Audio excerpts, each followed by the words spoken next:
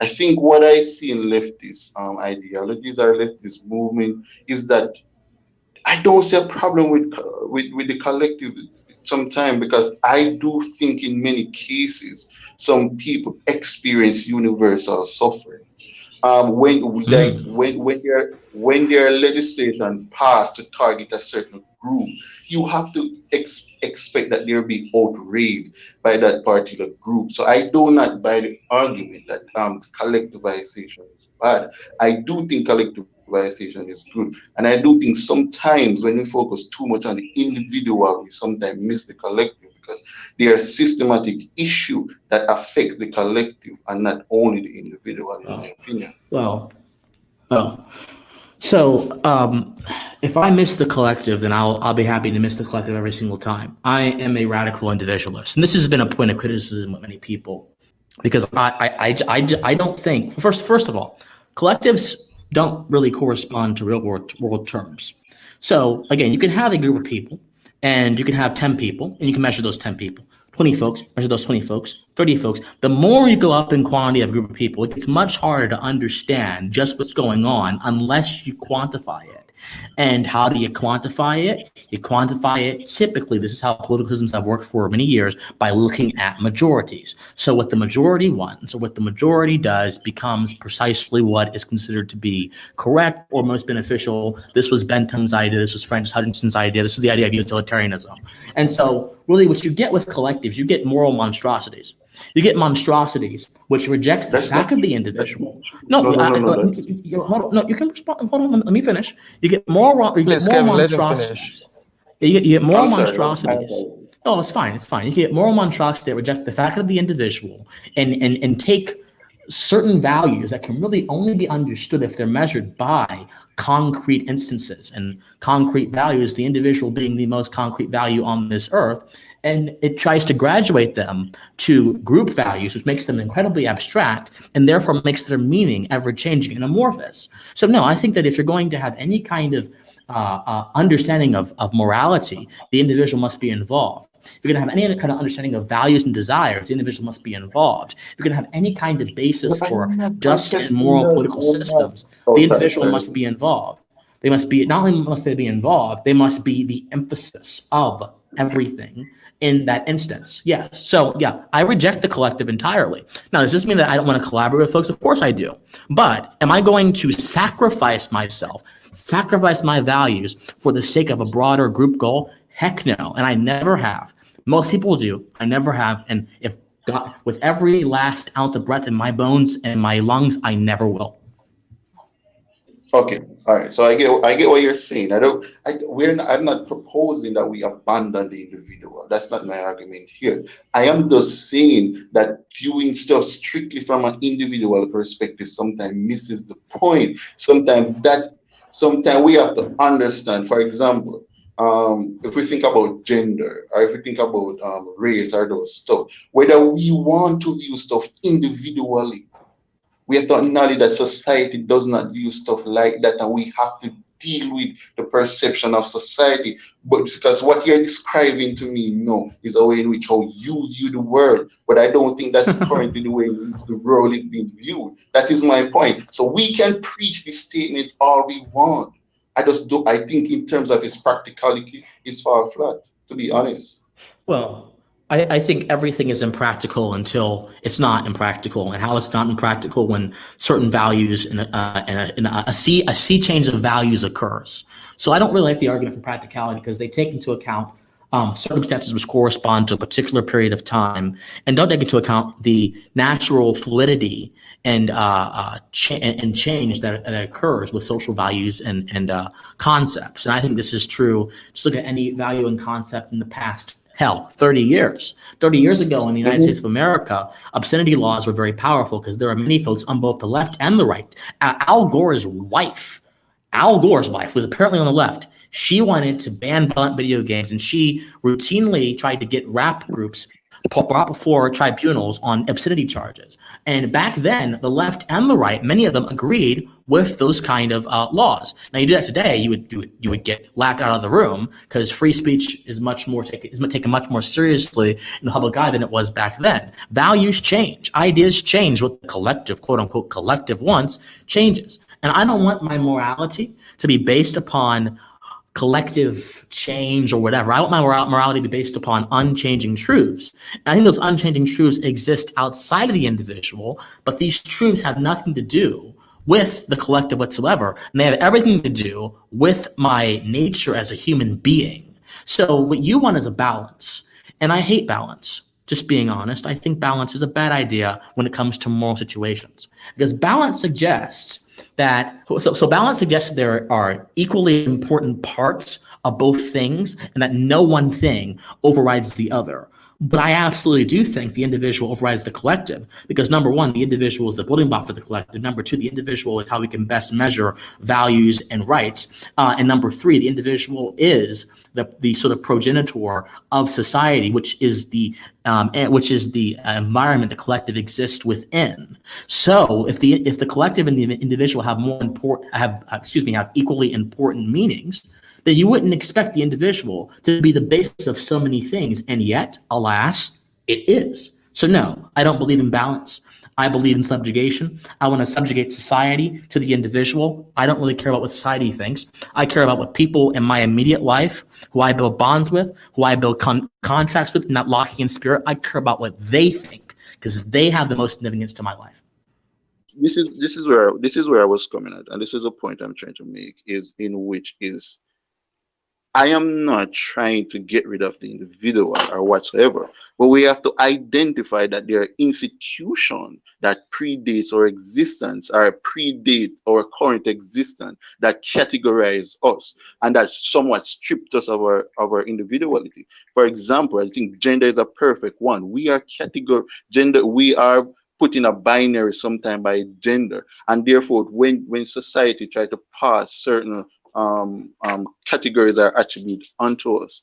For example, how do we circumvent those categories? This is what I'm saying. Like, we can at times say we want to be viewed as individual, but persons sometimes identify with a collective. For example, your religion, your sex, your class. Those are stuff that exists outside of you. And while many times in society, like for example, there are legislation that target gays, homosexual people.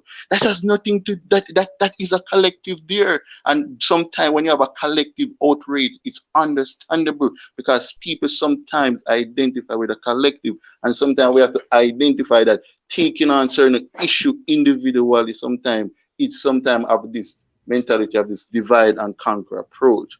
And sometimes we have to acknowledge that sometimes why we are so messed up individually is because of something that is external to us. And regardless of how we try to fight against those individually, we might not be successful because, as I said, the collective sometimes influence the individual, and therefore the choices that we make sometimes are limited until there's a structural change that somewhat open a new horizon to the individual. So I am not saying that the individual should be abandoned. I'm just saying this contextualizing our society purely from an individual basis sometimes is misguided because there's a larger structure outside of ourselves that try to define us and try to categorize us. And sometimes I just think individually, I think we going up against these system individually sometimes is misguided. And when we want change, it's just unnecessary, in my opinion. Okay, a few things, and then I'll be quiet. I think you do a few things in your response that are really interesting. So you say that I don't want to get rid of the individual, and I believe that entirely. But then you say there are things that go outside of our experience. So there was an ancient Greek philosopher that said man is the measure of all things. I strongly reject that idea because I agree with you, there is much more to this world than us. We're simply inhabitants of a world that pre-exists all of us, that pre-exists the concept of the individual, of the collective, or whatever. But the individual is the best way to understand certain facts about that world. If you didn't have individuals, how in the world could you understand the nature of rights? You really couldn't. Now, there are people who suggest that you can make rights a group thing. I think it's a nonsensical idea. You really couldn't, because rights correspond to particular parts of our humanity, which have universal meaning, but are assessed individually by the fact that we all possess humanity, and we all do so in such radically different ways. So that's one thing. That's one thing I think the individual is superior about. But then you say, okay, well, hold on. There are people that try to brand us collectively. Therefore, the individual fails. Well, this is nonsense.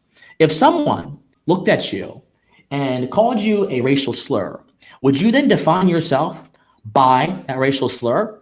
Likewise, if someone goes ahead, so I'm a homosexual, if someone goes ahead and makes sodomy law and says, you know what, you're an evil, disgusting person, and that law needs to go ahead and kill you or whatever, am I going to define myself by how that person feels about me? Of course not. Because guess what? My value exists outside. No, I'm not missing the point whatsoever. No, I'm not. You're not identifying you're not identifying a failure of the individual. You're identifying an intrusion on the individual. I am identifying. Wait. I am identifying the failure of group are looking at societies purely from an individual perspective. That is what I'm. Well, hold on. I didn't say anything about viewing society through that was my primary argument, though. But I didn't say anything about that. I said earlier that I'm not really concerned about quote unquote society.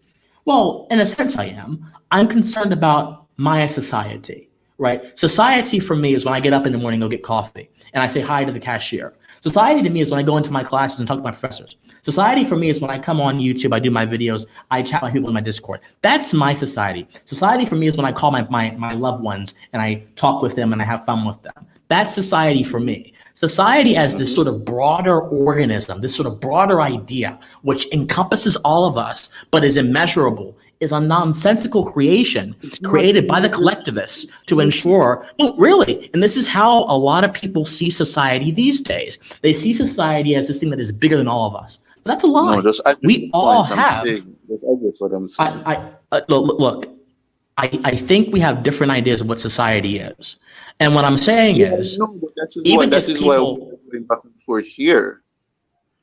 if people try to define me as something by imposing categories on me, that does not mean the category that I actually am fails.